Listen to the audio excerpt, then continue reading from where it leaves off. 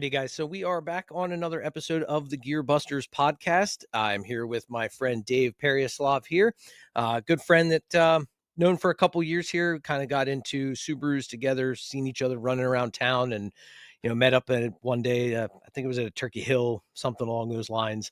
And we just started talking and doing Subaru things after that, and a couple times here and there. We've helped each other out, but we're gonna talk about some of the various projects.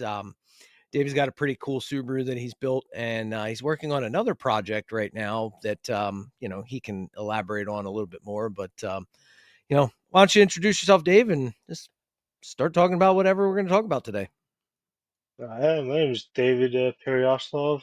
Like Matt said, I've known him for years. We just kind of got together with Subarus and help each other out. It was pretty cool. But yeah, So, well, you know what? Why don't we start by telling them about the first Subaru that I saw that you were working on was your pretty built wagon, which was one of the big things that was big for me because I have a WRX wagon, and yours isn't the WRX, but why don't you tell people about what you've been building with that thing?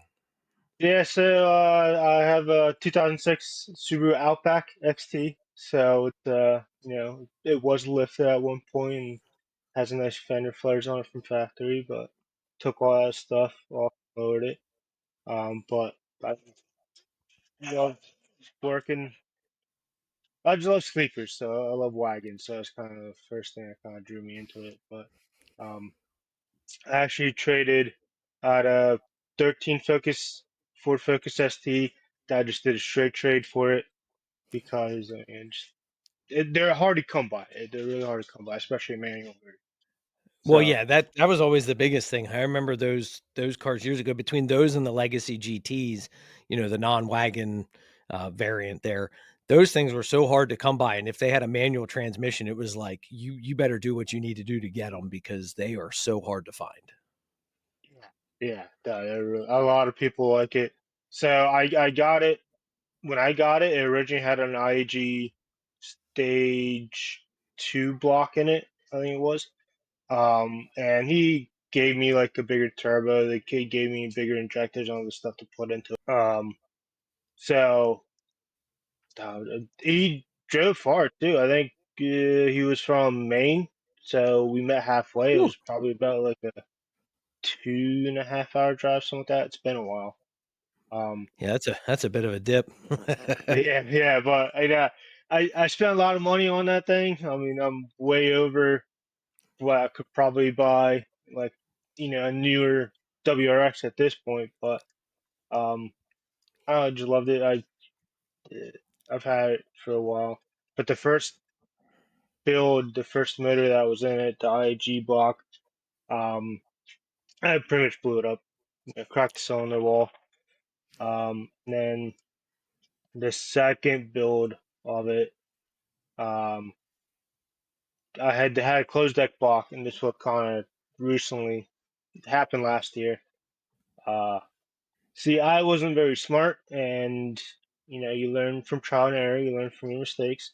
And when I put that bottom end together, I didn't. I measured the bearing clearances and I measured ring gap, but nothing else.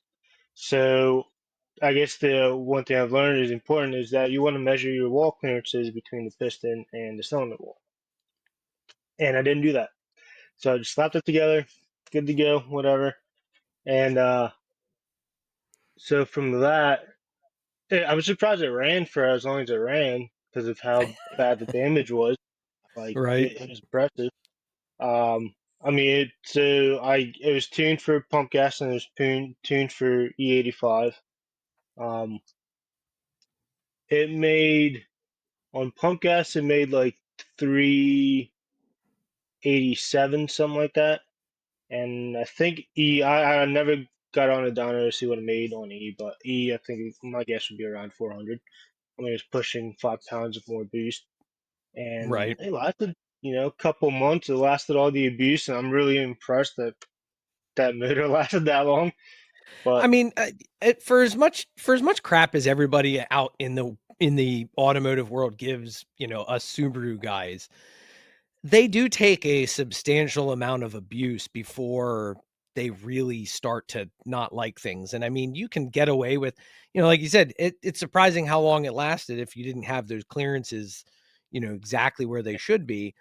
But at the end of the day, you also did other things like, getting it tuned and stuff like that. So a lot of these guys, they just slap these things together and they just start beating on them day 3. And that's usually what causes them to go faster. So, and it's funny you talk about, measuring clearances and stuff like that. I'm working on my um, K car, and we recently, because of the valves burning out on it and it takes forever to get new valve train components from Japan for this engine, I decided to just kind of do something a little sloppy, which, I'm sure somebody will give me some shit for. But I just basically pulled the valve out of my other K car, found the cleanest one, pulled that out, shoved it in there, and lapped it to the old head. There's still a little bit of pitting in there, but I'm that, as long as it starts long enough for me to get it on and off of a trailer to take it to some shows this year, it'll be a lot of fun and whatnot. But yeah, it's a sloppy thing, but sometimes we do what we do. I mean, in your case, you're not really pushing a lot of power, so you're probably fine. You probably won't have any issues. Yeah, Um, 65 horsepower is nothing. you're good. It's not doing anything crazy. I mean, everything else I did to the car, it's literally like it's a backyard build. It's the first proper build, so it's a lot stronger than how it was. So there's some stuff that's legit, and then some stuff that's just slapped together and whatnot. But it's how Hey, everything. sometimes those backyard builds though, they're like the best ones out there. I mean, you've got guys that build some of the craziest cars in their shed in their backyard and nobody knows about it for years and then all of a sudden there's this crazy car running around. So but so a couple other things that I'm curious about because I don't remember all the details. I remember that on the first generation, you still have the same turbo from the first build, correct? Or did you change that? The first, so the turbo that I got with the car, was a Cobb 20G turbo. So I ran that, and actually, I'm pretty sure that's what cracked my cylinder wall because I should have done it. And saying it was being cheap. I'm pretty sure the oil seals in that turbo were going. And when I was doing like pulls after pulls, I'm pretty sure that it was dumping oil in, compressing to a Oof. cylinder, and boom. So, but after Yep. that, then my second build, it was an eBay turbo. I mean, I'm kind of still running an eBay turbo, but it was a GT 3582. I think that's what it is. Um, so now I'm still running the same size turbo, but it's a max speeding rod street. A lot of people don't like that name, but I mean Well, it's it comes from if anybody remembers the old Hoonigan days, and daily transmissions. I'll never forget when they bought a set of coilovers for shit car, and it was a set of max speeding rods coilovers because they were like, "What does this say? Is that max speeding? No, that says max speeding rods. Like, what the heck?" So it was always funny because it was just like ever since then, like that has kind of become that name of like, oh God, here we go. But hey, if it works, it's working. It also just so makes for some good content sometimes. so far so good. It's been running good. Well, that's good. Like anything, it's a hit or miss. I mean, my buddy just got max speeding rod coilovers, and that was a fun weekend for me and him trying to put Oh them boy. on. So I mean, they're like anything, it's a hit or miss. Sometimes you're good, sometimes you're not. So Well, yeah. I mean, I look at stuff every now and then, here and there for parts for my wagon or even just some of the stuff for the K car. And it unfortunately, a lot of the stuff for the K car, I'm looking at eBay to get stuff for because there's not an American market for K car parts. So you have to shop in Japan, you have to shop in Australia. I have to translate the Japanese eBay, which is, buy.jp. yes. And find what I'm looking for. And in Japan, they go off of the chassis code of your vehicle far more than they do what the name of your car is.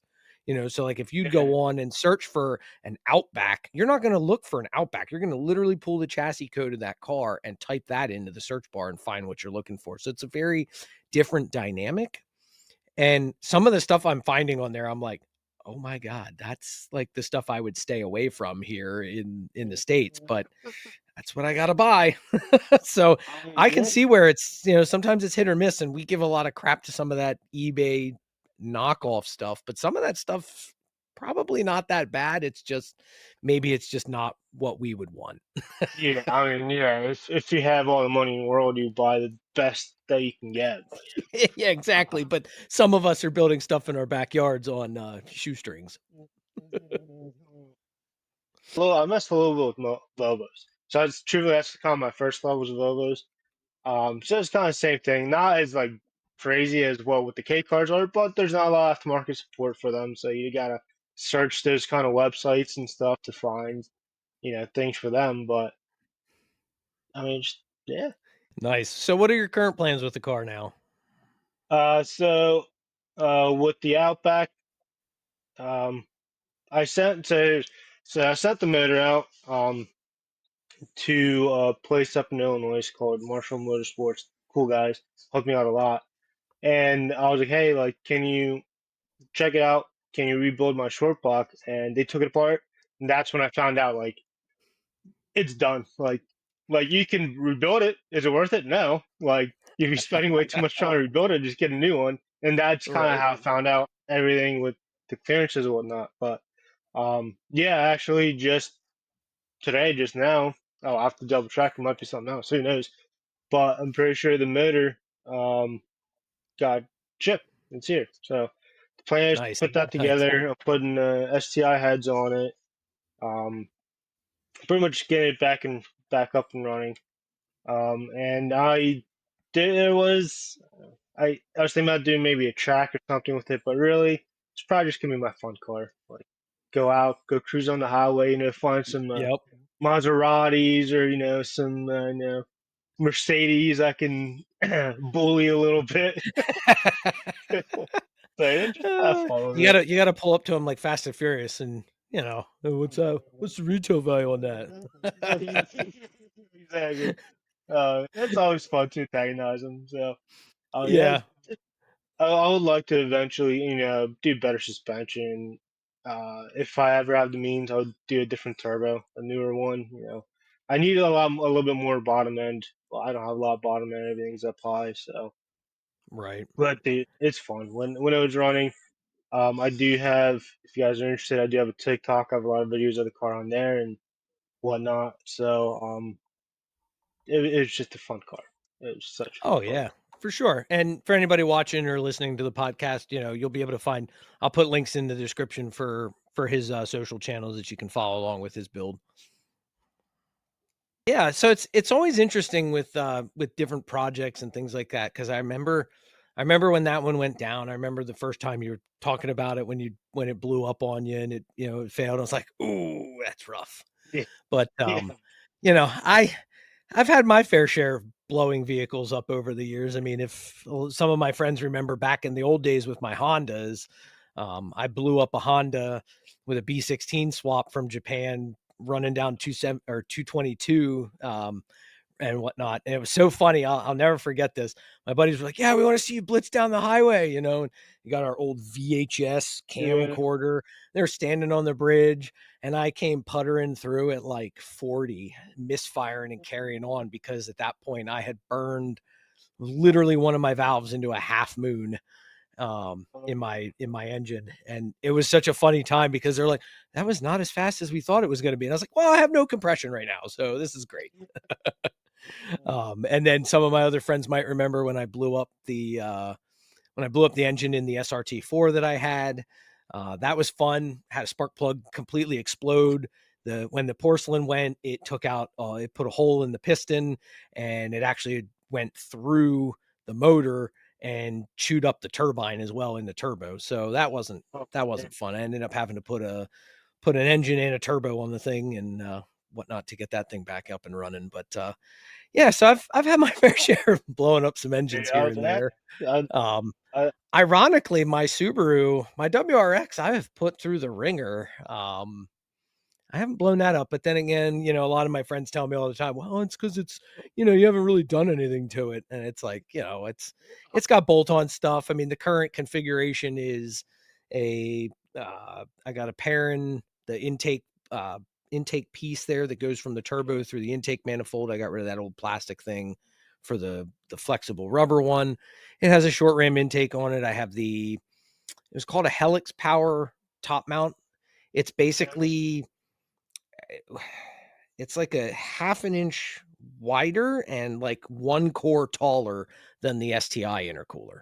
So mhm. little bit beefier, has one more row in it. It was a bar and plate design, so kind of a little bit more efficient to some people.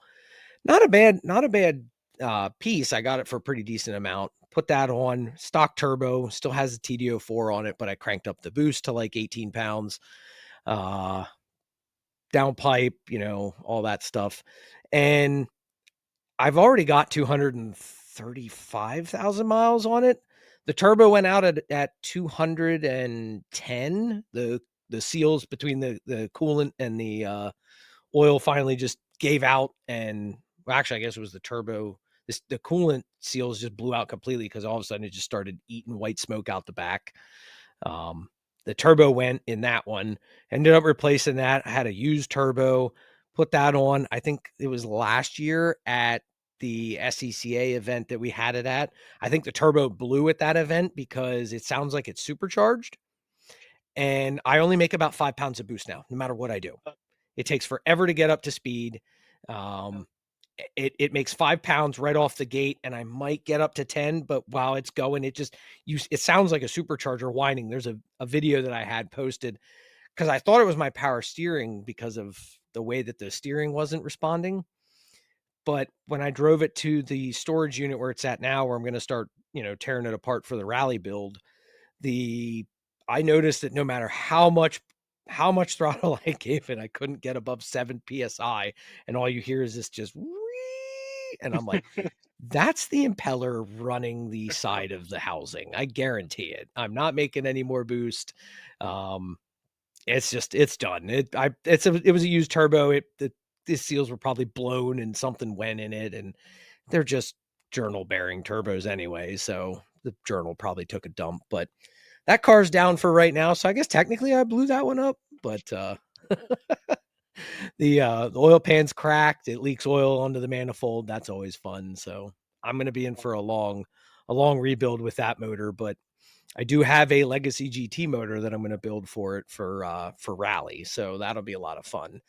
Convert it to speed density because with the restrictors that we have to run, I have to run a smaller restrictor for the first, I think 3 or 4 events. I have to run a 30 mil restrictor before I can go up to a 33. And actually, I think it's a 34 this year. But I'm going to get converting it to speed density so that I can just make as much power as Yeah. possible. And then the restrictor will, dial me back. It'd So, be easier too but without speed density. It makes it a lot easier for when you have to oh, change other yeah, stuff. for sure. Well, and if you remember that brief period where I had that '05 STI back at the shop, that thing was speed density, 53 millimeter turbo and, open dumps and all that stuff. And that thing was a blast. I kind of miss that car. But yeah, so you've had a couple different projects that you've worked on throughout the years, and I think you've got one right now that I'm actually really interested in because it's one of the most well-known body styles when it comes to Subarus. Yeah. And it's also one of the most popular that you still see running around in the rally circuit, and that's the old GCGM chassis that you have here and stuff like that. So I saw you pick that up, and what are you guys' plans with that one?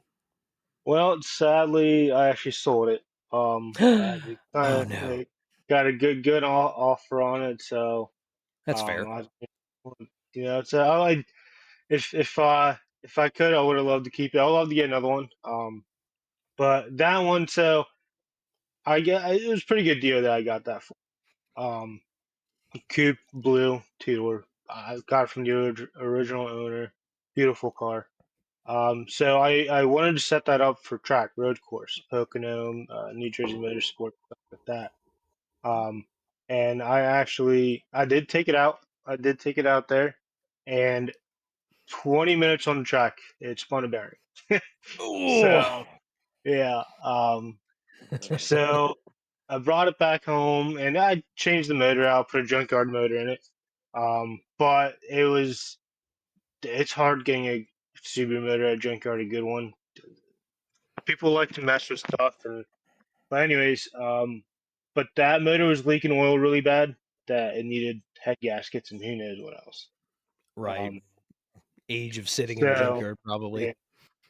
yeah, yeah, so I was at that point, I just posted it up and got a good offer on it. So Yeah, that's well, fair. another day, I'll get one, and try to build it. But I do miss. Don't get me. I regret it. It was a nice car. It was fun. I wish Yeah, I when I did some saw, more. I now that I think about it, I do remember when you put it up because I remember seeing it. I was like, man, I wish I could afford that right now because that would definitely been a fun one because it's ironic because the body style, the way that Subaru was styling cars in that time period, my K car, if you look at the front bumper of the Vivio, right, it's almost like they took the GC bumper and just went, and shrunk it down.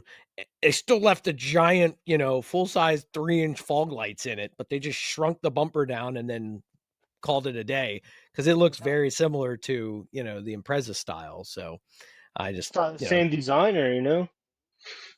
hey, Probably don't the same fix what designer, doesn't look probably. bad. Yeah. So yeah, So, but it was between fixing that or the Outback, and I love them both. But truthfully, I like the wagon more. So kind of what I decided to go with. But yeah, nothing wrong with uh, that. so right now I do have. I bought a 2001 BMW 323 Ti. Um, so I'm gonna turn that into a track car and try and mess with that.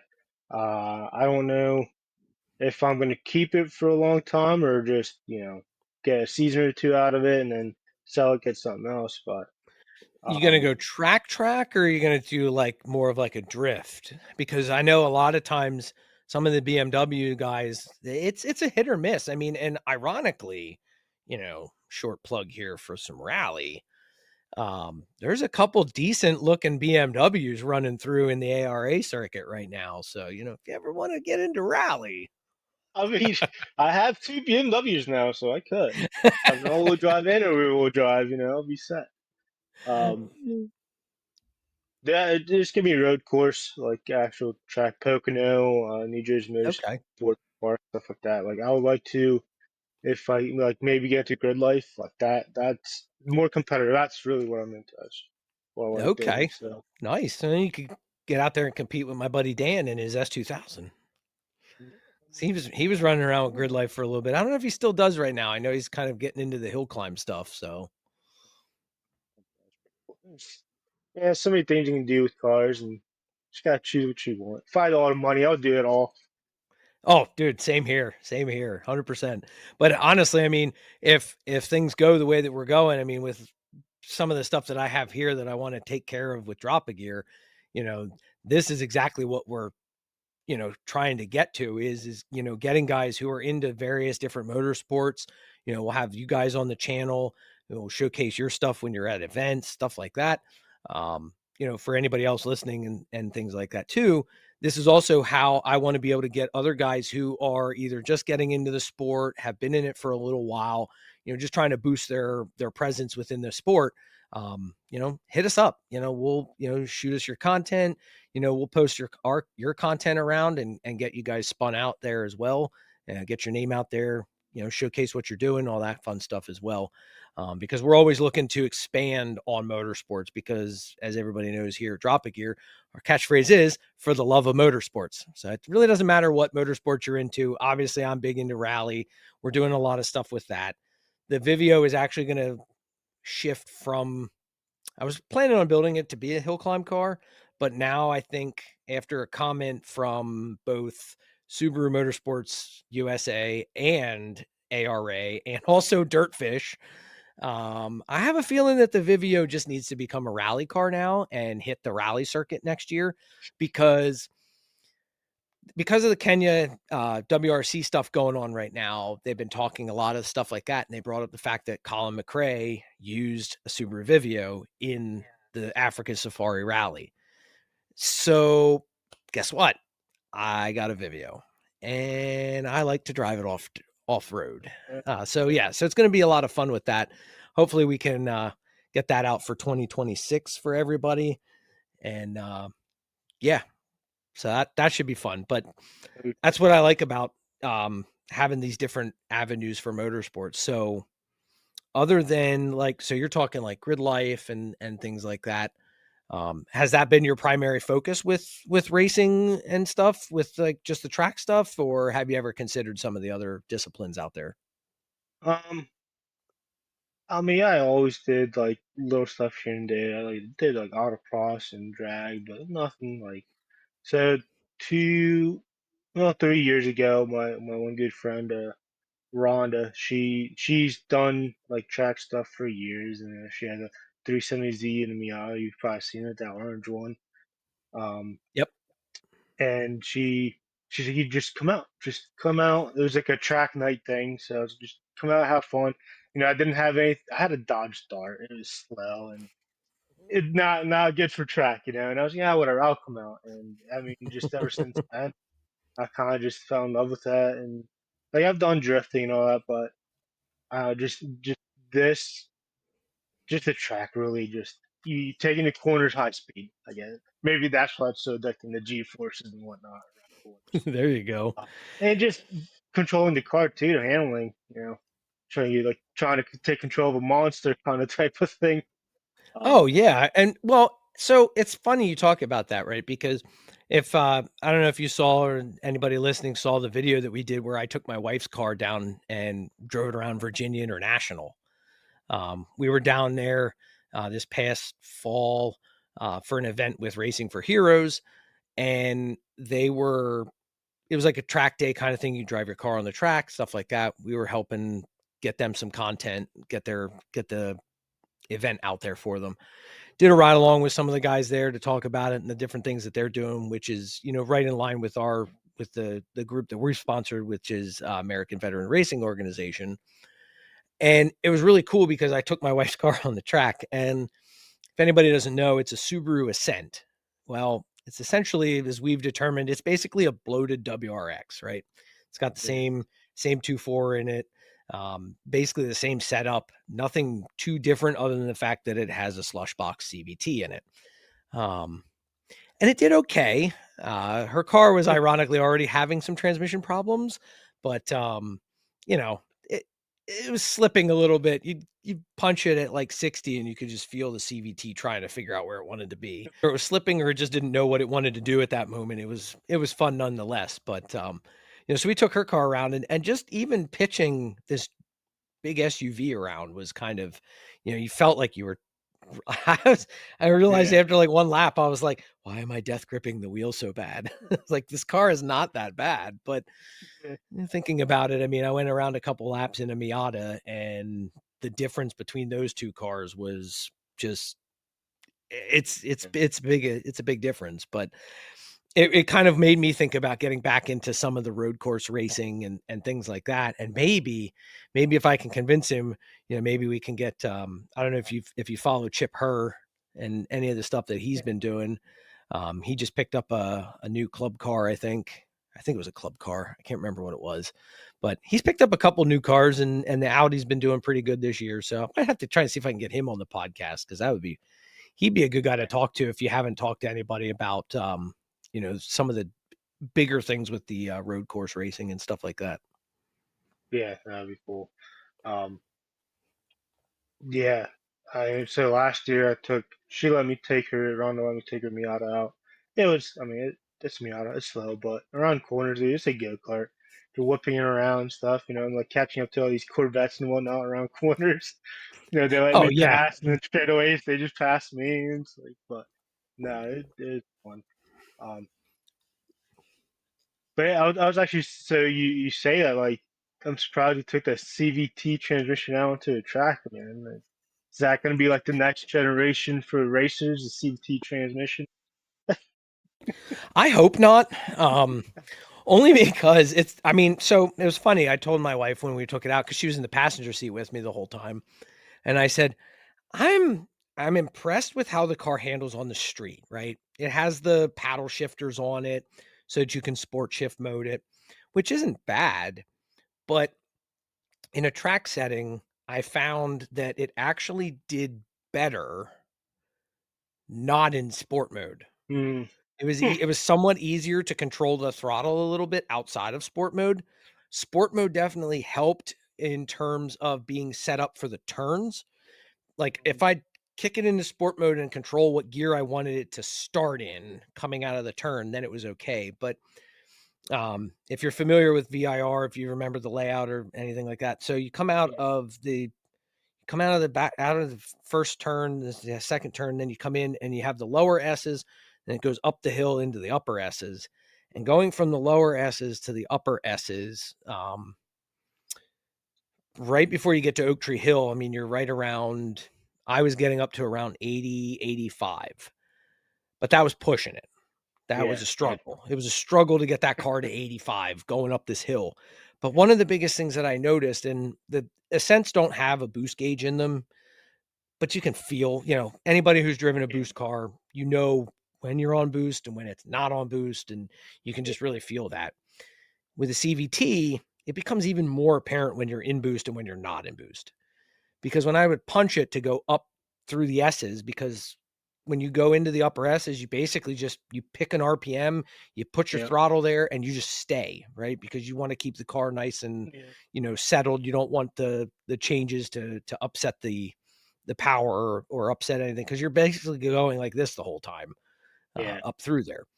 So I noticed though in the one straight where I had time to accelerate that my RPMs would be like up and then you could feel the RPMs. It felt like the RPMs were going down, but it was actually the fact that it was just dumping the boost and then the boost would kick in and then it would boost and then it would dump it and it would boost in and it would dump it. And it just felt this surge waving for a little while. And then all of a sudden it was like, okay, no, never mind. We're just going to stay in boost. And it was just like, and I think that's because the CVT is in there going, gear ratios, gear ratios. I don't know which one I want right now. And so it's like gears, no gears, gears, no gears, boost, no boost. And then finally it's like, nope, now we've got a load on the engine and now I need boost. huh, So I don't think CVTs should really be a thing in racing. Unfortunately though, for production cars, yeah, probably what we're going to be stuck with. Now, if Subaru would come out with either like a DCT or a DCG or whatever that is, the dual clutch, yeah, automatic manual type stuff, they might do a little bit better. Um, but I'm not 100% sure. I'm not completely sold on CVTs inside of a performance car. And I know that's a big hot button right now in the Subaru community because the STI is coming back, but only with the CVT. yeah. Well, so did you? I don't know. I saw some like in F1. There's I forget who it was, but I think it's like late '90s or whatever. That there was something that came out with the CVT transmission in their F1 car, and apparently it was like dominating, so they had to ban it. I don't know if you ever saw that or not. I vaguely remember that a little bit. I can't remember who was one of the first drivers with it, but I do know that yeah, I remember that very well. That there was a time period where it was like these things are just too good. But I also look at it from the aspect of it's F1, right? Yeah, Like they're like up here. They've got like the R&D budget to make a CVT function. Your standard production car, they're like, yeah, slap that thing together. As long as it changes the ratio, we're good. I mean, I think if Um, someone would custom make a CVT, for track use, because what would be nice if you make the proper CVT, you could always just stay in your power band. I mean, that's pretty much like the well, whole point. well, that is the point, right? So, like in the Ascent, if I leave my house, you just accelerate like normal, right? The RPMs go right to 2000 RPM and it never moves. It just stays there.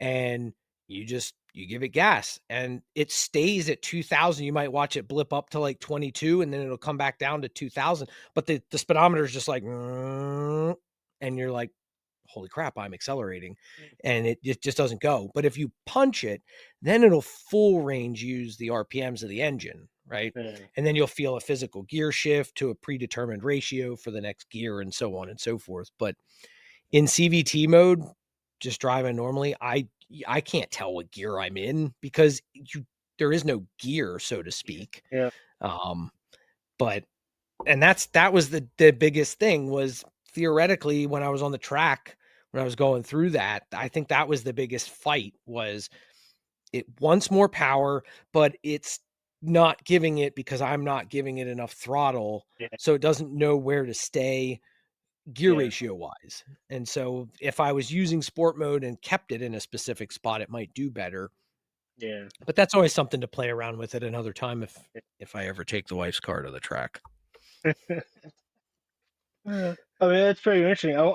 So I wonder if you can just do like a trans tune on like a CVT to make it, act better. It's like, I mean, there's a couple things. I would love to retune that car in general because Cobb has a tune for the Ascent already. There's a couple different tunes out there for the Ascent. There's an autocross tune. I think there's also a rallycross tune. So I don't know I don't know if there's any parameters that Cobb can change with the access port for the transmission stuff. yeah, But if they do have something like that, that would be a game changer, especially for anybody else that has a CVT that, you can go in and, mess with parameters and stuff. yeah, Um, but I do think that sport mode definitely needs some more precision tuning to make it better. Um, especially with power delivery, because even if you're in a certain gear, power delivery kind of felt a little ugh. And if the CVT starts slipping when you're on power, uh, then it becomes an issue too, because you don't know whether or not it's the CVT fighting itself or whether it's just literally slipping because it's nothing more than a rubberized chain in there. So yeah, yeah. Uh, yeah. Well, that's pretty interesting, man. You plan on taking the accent out to do some more stuff? Maybe take that out to do some rallycross or anything? well, I mean, it's got 80,000 miles on it right now. It's a 21 and we've got almost 100,000 miles on it. It's also on its second transmission. So, but that was a Subaru problem. It actually had a factory flaw. The center diff had some issues. They had to reprogram it twice. The torque converter went out at 60,000. So, thank God for extended warranties. But it's on its second transmission. I don't know if my wife wants to keep it much longer because now it's got a recall for the radio, and she's like, "I'm so done with this thing." Oh man. I mean, it's a second year production of the vehicle, so it's the one with all of the problems and stuff. Okay. But I don't know. I considered doing some more stuff with it. I don't think my wife wants me to break her car though. I've got enough of my own broken cars to keep up with. Um, although if she does decide that she's going to get rid of it, maybe I'll try and take it out rallying one time. I think it would make a good recce car for sure. So, Yeah, yeah. Oh, man. Is she into any of that kind of stuff, or is she just I along for mean, the ride? she likes some of it. I mean, she came down with us obviously to Virginia International for that event. That was a fun time. And she's got a 68 Dodge pickup that she's restoring. So she's into cars. Just maybe not as crazy as I am, but she's into the older trucks and things like that. So I always have a fun time, working on that truck and getting that thing going. So that'll be something hopefully this year we do a little bit more with. 'Cause that's outside of my other projects, between the 2K cars and the WRX, her truck is one of my other big focuses right now. So I want to rebuild the carburetor in it. Been having some issues with that. I think it's either got a vacuum leak or some other stuff because it's real hard to start and it doesn't want to stay running until it gets up to temp. And I think once things get up to temp and they expand and then they seal up better, it runs a little better. But the brakes went out on it last year, so now I think we're gonna get rid of because it's 4 drum, so we're gonna convert it to disc you know, give it a little bit more stopping power, because it's crazy to think about the fact that that has a 383 in it. And in the 60s, they just ran drum brakes on everything. And you're like, this is a death trap. I just love So, watching those videos on YouTube of older vehicles, and I'm just like, I don't know how you guys can do it. But yeah, how come no one can do it? and well, it's funny you say that, right? Because I was talking to somebody about older cars, and the old cliche line is, "Oh, I'd rather have my older car because those things were indestructible." And you watch crashes on those things, and it's like somebody barely hits a telephone pole and the engine's in the trunk, and you're just like, "You're dead." That's not safe. Um, and then the fact that they crammed so much power into some of these cars. I mean, you look at the old 454s that were pushing, 600 horsepower in a giant lead sled. Yeah, And right. and it's like, and hey, what do you got for brakes on that? I got four-wheel drum. Like, dude, what are you stopping with? Like, um, although I'm impressed honestly with her truck, because even before the brakes blew up on me, because basically what happened was the hardware was getting really corroded and the shoe retaining pins broke. So when I stepped on the brakes, the shoes went out and the retaining pins are gone. So they just Yeah. went around with the whole thing, and it ripped out the wheel cylinder, caught on fire. It was a great day. Um, but it's like, beforehand, it was just like, well, this truck stops surprisingly well for having drum brakes on all four corners. Um, you know, but it also accelerates quite nicely because of it Yeah. being a 383 and stuff like that. So, but we're going to convert it to disc at some point. Hopefully this year we convert it to disc, and then that'll be a lot of fun. So you'll probably see that thing around a little bit more this year. Yeah, that'd be nice. That's a nice truck. I like that truck a lot. Yeah, I It was a remember. hard find. It was a hard find for sure, because not many people keep the older Dodges alive. Everybody focuses on their C10s and the C series Chevys, and you have all the old F-150s and all that stuff out there, but there's not a lot of the older Dodges. So we like being different. Too, it's nice. You don't want to follow the crowd of people. But, Yeah, sometimes. Yeah, it's better to make your own path and be different. exactly, and that's why I drive a Subaru Outback. I mean, it's crazy. That's why I drive a WRX wagon. But now that I'm like seeing like I've seen already like four wagons in rally, because I was like, well, I don't see too many of them in rally. Well, now I've seen like four, and I'm like, well, I guess they are kind of common.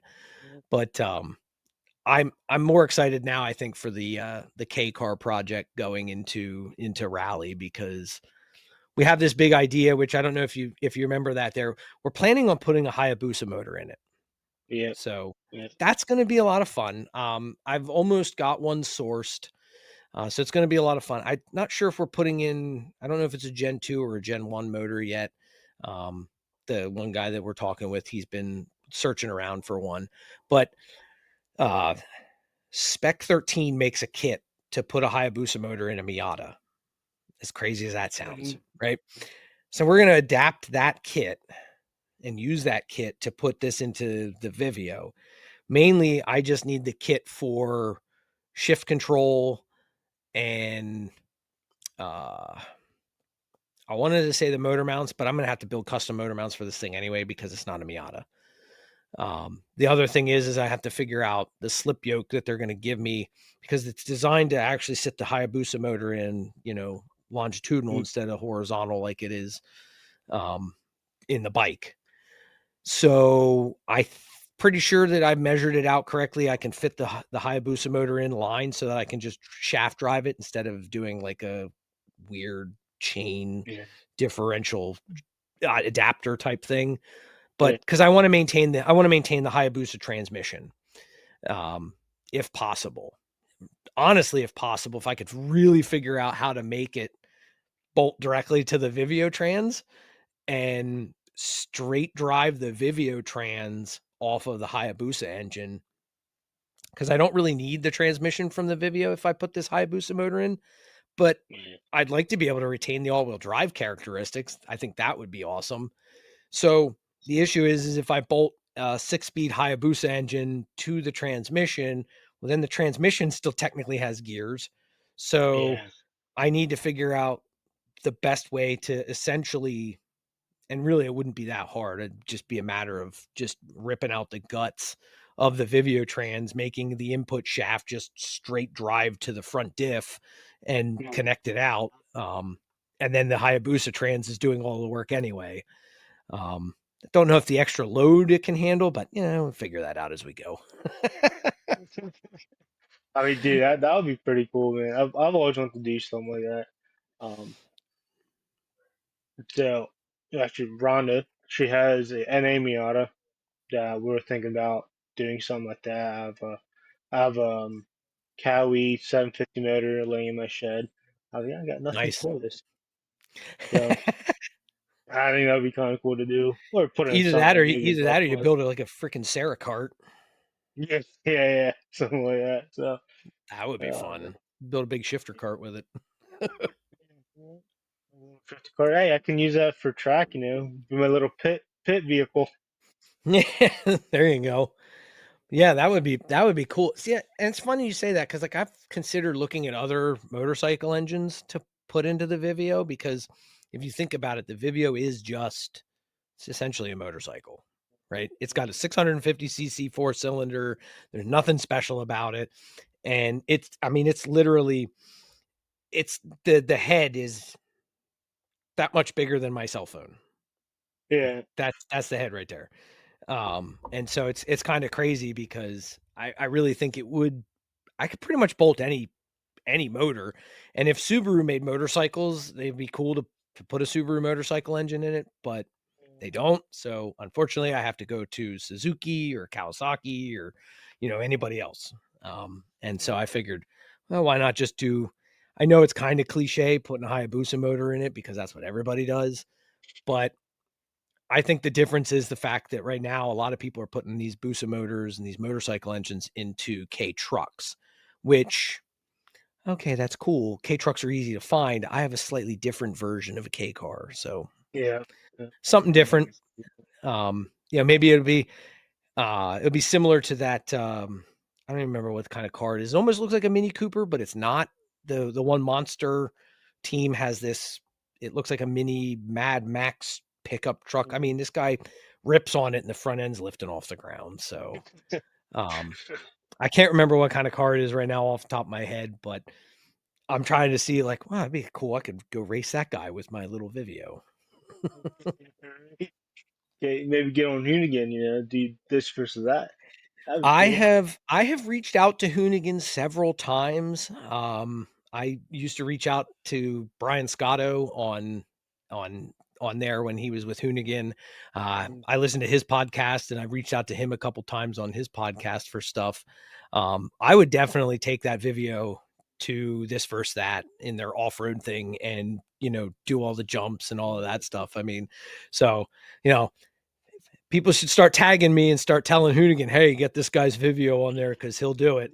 I mean, it's the same thing even with Travis Pastrana. I've told the guys at Channel 199, hey, I'll bring that thing down there. I am not afraid to jump something with it. And in fact, actually, there's a clip floating around of me talking with Josh Hall at Boxer Fest last year. And I told him, I was like, yo, we'll come down and jump stuff. So Pretty cool, man. Josh follows the channel and he's seen some stuff, that we do and all that stuff. So I've talked to him a few times, and told him like, hey, get your little K car ready because I'll come jump things with you guys down there. But Yeah, so one day, guys, you can invite me down there. We're ready to go whenever. that'd be awesome. That'd be really cool. Yeah, But that would be awesome. So well, yeah. So this has been a very interesting little chit chat about projects and various things that we've got going on. And this is just another aspect of some of the stuff here that we do at Drop a Gear Industries, not only through the podcast but through the stuff on the channel. Right? If you're a viewer or a follower of the channel, we want to get you guys on the podcast. We want to get you onto the channel, do stuff like this, talk about your projects, talk about what you're doing, what you want to get into. So yeah, if you guys are liking what you're seeing, please share this, share the videos, like it, subscribe it, the whole gambit of things that everybody says, because that's what gets us noticed. That's what gets us out there. It's what breaks those algorithms and all of that stuff. And if you really like the podcast and you like everything that we're doing, I highly encourage everybody to take a look at our Patreon page. Your subscriptions to the Patreon page actually help with the podcast and everything that we're doing here. So just that kind of little plug for that there as well. But yeah, I'm going to have everything in here that, we talked about. I'll put Dave's social links in the description so you guys can follow the project that he's doing there and all of that stuff as well. And yeah, so it's been another great episode here on the Gearbusters podcast. And we'll see you guys next time on another episode of the Gearbusters podcast.